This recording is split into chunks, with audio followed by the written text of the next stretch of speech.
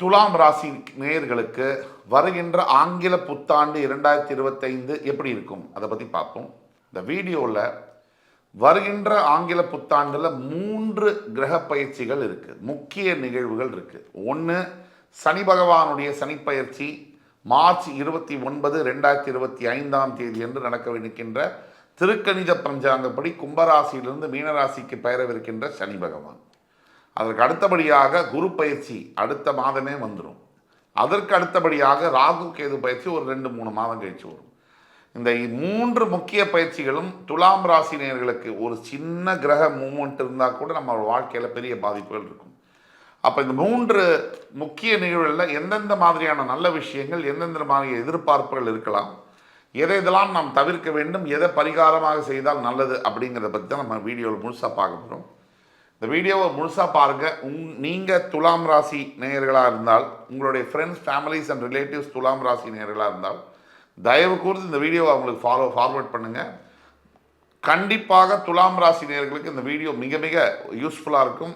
வாழ்க்கையில் சில பல நல்ல மாற்றங்களை கொண்டு வரும் அப்படிங்கிறதுல ஐயப்பாடு தேவையில்லை. துலாம் ராசி இந்த வீடியோவில் முதல்ல என்ன பார்ப்போம், இந்த பயிற்சிகள் மூலிமா என்ன எதிர்பார்க்கலாம். இதில் முதலாவதாக சனிப்பயிற்சி. இதில் இன்ட்ரோ வீடியோ இந்த வீடியோலேயே முன்னாடி போட்டிருப்போம். இந்த இன்ட்ரோ வீடியோலேயே பலது சொல்லியிருப்போம். சனி பகவான் 2.5 வருஷத்துலேருந்து 3 வருஷம் எடுத்துக்கிறார் ஒரு ராசியிலேருந்து இன்னொரு ராசியை பயிர்றதுக்கு. இதில் மார்ச் 29, 2025 வருகின்ற மார்ச் 29, 29th மார்ச் இந்த பயிர்வுக்கு ரொம்ப சிறப்பான ஒரு பயிற்சி. எப்படின்னு கேட்டிங்கன்னா, காலபுருஷனுடைய முதல் ராசி என்பது மேஷ ராசி. தொடர்ந்து மேஷம் முதல் ரிஷபம், மிதுனம், கடகம், சிம்மம், கன்னி, துலாம், விருச்சிகம், தனுசு, மகரம், கும்பம், மீனம். இந்த மீனம் என்பது 12வது ராசி. காலபுருஷனுடைய முதல் ராசியில் சனி பகவான் தொடங்கி அவர் மீன ராசிக்கு மறுபடி சேர்வதற்கு சரியாக 30 வருஷம் பிடிக்குது. இந்த 30 வருஷம்ங்கிறது மிகப்பெரிய ஒரு பீரியடு. அதாவது 3 டீகேடுன்னு சொல்லுவோம். 3 தலைமுறைகள் எடுத்துக்கிறார். 3 தலைமுறைகளுக்கு முன்னாடி சனி பகவான் மேஷராசியில் இருந்தார்.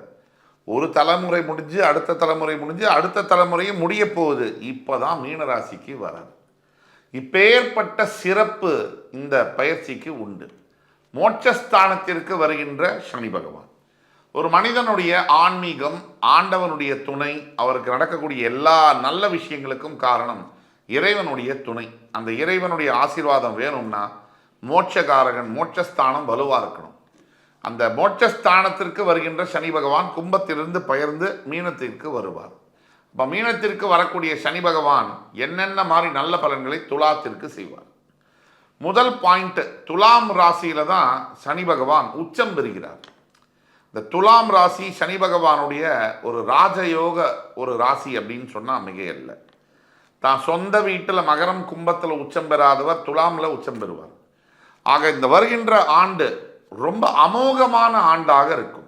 இந்த சனி பகவான் கும்பத்திலிருந்து மீனத்திற்கு வந்தாலும் சனி பகவானுக்கு 3, 7, 10 பார்வைகள் உண்டு. ஆக தன்னுடைய 3ஆம் பார்வையால் ரிஷபத்தையும், தன்னுடைய 7ஆம் பார்வையால் கன்னியையும், தன்னுடைய 10ஆம் பார்வையால் தனுசையும் அவர் பார்ப்பார்.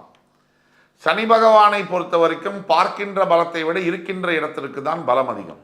ஆக துலாத்திலிருந்து 3, 6, 11 இந்த ஸ்தானங்கள் ரொம்ப முக்கியம். ஏன்னா இந்த ராசிக்கு மட்டுமல்ல, எந்த ராசிக்குமே 3, 6, 11ஆம் பாவங்களில் சனி பகவான் வரும் பொழுது மிக மிக யோக பலன்களை செய்கிறார். 12 ராசிக்குமே. அப்போ தன் ராசியிலேயே உச்சம் பெறக்கூடிய ஒரு யோகாதிபதி, பஞ்சமஸ்தானாதிபதி தன் ராசிக்கு 6ஆம் இடத்தில் கோச்சார ரீதியாக வரும் பொழுது நினைத்து பார்க்க முடியாத யோகங்களை தருவார். 6ஆம் பாவம் என்பது கடன், நோய், மறைமுக எதிரிகள். நீங்கள் சராசரியாக ஒரு மனித வாழ்க்கையில் எடுத்தீங்கன்னா ரொம்ப ஒஸ்ட் கேஸ் சினாரியோ அப்படின்னு நம்ம எடுத்தோம்னா, கடன் பட்டார் நெஞ்சம் போல் கலங்கி நின்றான் இலங்கை வேந்தன் அப்படின்னு சொல்லுவோம். அப்படியாவது ஒரு ராமன் இத்தினூண்டு பையன், ராவணன் பராக்கிரமம் மிக்க வீரன். ஒரு ராவணனை தோக்கடிக்க போகிற நிலைமையில இன்று போய் நாளை வான்னு சொல்கிறான் சின்ன பையன். அப்போ ராவணன் என்ன நினைக்கிறான், அதை நினச்சி நொந்து போகிறான். கடன்பட்டார் நெஞ்சம், அதை எதுக்கு ஊமையா சொல்றாங்க, எதுக்கு உதாரணமா சொல்றாங்க? ராவனுடைய மனநிலைமைய. ஒரு சின்ன பையன், எவ்வளோ பெரிய அரசன், எத்தனை வரங்கள் பெற்றவன், என்ன வந்து இத்தினுண்டு பையன் நாளைக்கு வா அப்படின்னு சொல்றான்னா என் உயிர் பிச்சை போட்டு. அப்ப ராவனுடைய மனது பட்ட பாடு இருக்கு இல்லையா, அதை எதுக்கு ஊமையா சொல்றாங்க? கடன் பட்டார் நெஞ்சம் போல் அப்படின்றாங்க. அப்படின்னா ஒரு கடன் பட்டவருடைய நெஞ்சமானது அவ்வளோ ஒரு காயத்தையும் அழுத்தத்தையும் தாங்கி இருக்கும். அதை இந்த மாதிரி கடன் தொல்லையிலிருந்து துலாம் ராசி என்பர்கள் மீண்டு வரப்போகிறார்கள். யார் யாருக்கு கடன் கொடுத்தீங்களோ, கடன் வாங்கியிருக்கீங்களோ, அந்த செட்டில் ஆக போகுது அப்படிங்கிறத அது குறிக்குது. ரெண்டாவது, ஒரு வாழ்க்கையில் நீங்கள் முக்கியமான 3 விஷயம்னு சொன்னோம். ஒன்று கடன், இன்னொன்று பணம் இல்லைன்னா அவ்வளோதான், ஒன்றுமே பண்ண முடியாது இன்றைக்கி வாழ்க்கையில். அதுக்கு அடுத்தது நோய். எல்லாமே இருக்குது ஒரு வாழ்க்கையில். உங்களுக்கு வந்து நல்ல ஒரு உத்தியோகம் இருக்குது, நல்ல வியாபாரம் நடக்குது, நல்ல ஒரு பணம் வருது, ஆடி கார் வச்சுருக்கீங்க, நல்ல மனைவி, மக்கள், வாசல், வீடு எல்லாமே இருக்குது. இதையெல்லாம் அனுபவிக்க என்ன வேணும்? உடம்பு வேணும். அந்த உடம்பு இல்லை, எதுவுமே இல்லை. அப்பேற்பட்ட நோயற்ற வாழ்வே குறைவற்ற செல்வம் அப்படின்னு சொல்லக்கூடிய அளவில் இந்த மறைமுக நோய்களை களைகிறார் சனி பகவான். துலாம் ராசி என்பர்கள் எந்த மாதிரி நோயில் இருந்தாலும் அந்த நோய்களை களைவதற்காக சனி பகவான் வருகிறார். இப்போ நம்ம சொல்லக்கூடியதெல்லாம் பொதுவான பலன்கள். உங்களுடைய ஜாதகத்தில், பிறப்பு ஜாதகத்தில் இருக்கக்கூடிய துல்லியமான பலன்களை தெரிய வேண்டும் என்றால் கீழே கொடுக்கப்பட்டுள்ள வாட்ஸ்அப் நம்பரில் எங்களை தொடர்பு கொண்டு பேசும்போது தான் நாங்கள் உங்களுக்கு ஆன்லைன் அப்பாயின்மெண்ட் பண்ணி தருவோம். அப்போ நீங்கள் இன்னும் சிறப்பான துல்லியமான பலன்களை கேட்டறியலாம். இப்போ சொல்லக்கூடிய பலன்கள் 65% உங்களுக்கு ஒர்க் ஆகும், ஒரு 35% ஒர்க் ஆகாமல் இருக்கலாம். காரணம் உங்களுடைய பிறப்பு ஜாதகமாக. ஆக இந்த 6ஆம் பாவத்தில் இருக்கக்கூடிய நோய்களை களைவார். அதாவது உங்களுக்கு இருக்கக்கூடிய எல்லா விதமான உடல் உபாதைகள், உடல் வியாதிகள் தீர்க்கப்படும். மறைமுக எதிரிகள் முக்கியம். ஒரு மனிதன் வளர வேண்டும். இப்போ வந்து கடனை பற்றி பேசணும், நோயை பற்றி பேசணும். அடுத்தது வளர்ச்சி அடையணும்னா எது ரொம்ப முக்கியம்? உங்களுக்கு எதிரிகள் இருக்கக்கூடாது. எதிரிகள் இருந்தாலும் அந்த எதிரிகள் உங்களை வெல்லக்கூடாது. நீங்கள் வந்து ஸ்ட்ராங்காக இருக்கணும், எதிரிகள் வீக்காக இருக்கணும். இப்போ மறைமுக எதிரிகளால் வரக்கூடிய தாக்குதல்கள், எதிரிகளை நீங்கள் துவம்சம் செய்ய போகிறீர்கள், தவிடுபொடியாக போகிறார்கள், அது பந்தாட போகிறீர்கள். இதெல்லாம் சொல்கிறது தான் இந்த தனிப்பயிற்சி.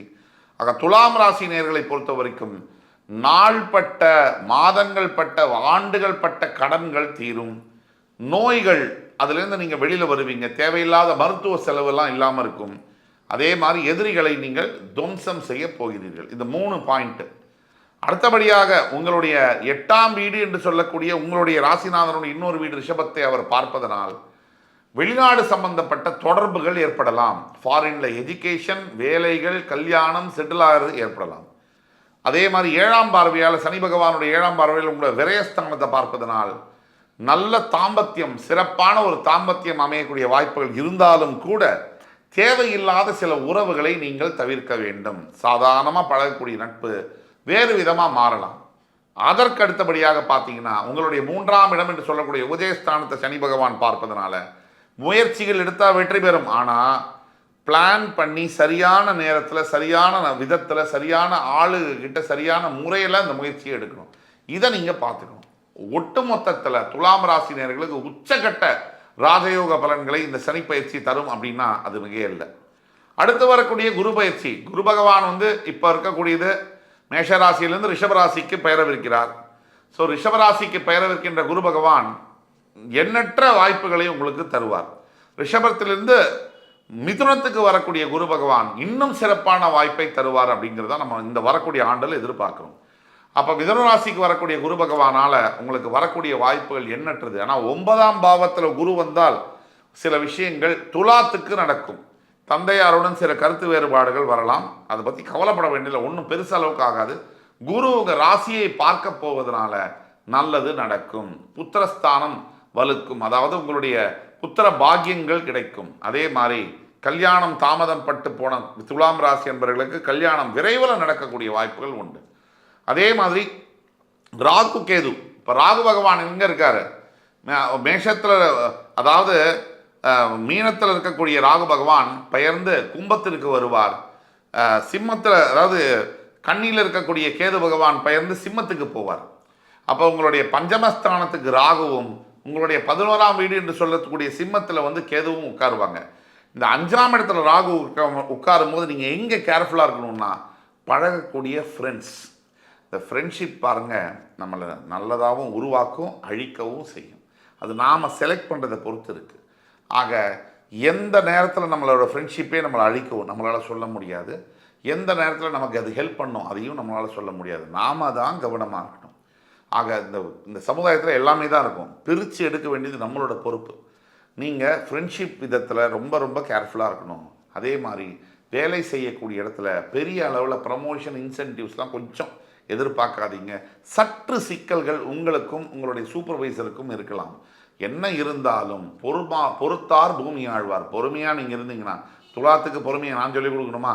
தேவையில்லை. நீங்கள் வந்து ஆல்ரெடி வந்து பொறுமையாக இருக்கக்கூடியவங்க, உழைக்கக்கூடியவங்க, கடினமான உழைப்பு, தர்மத்தை தலை காக்கக்கூடிய ஒரு ராசி துலாம் ராசி.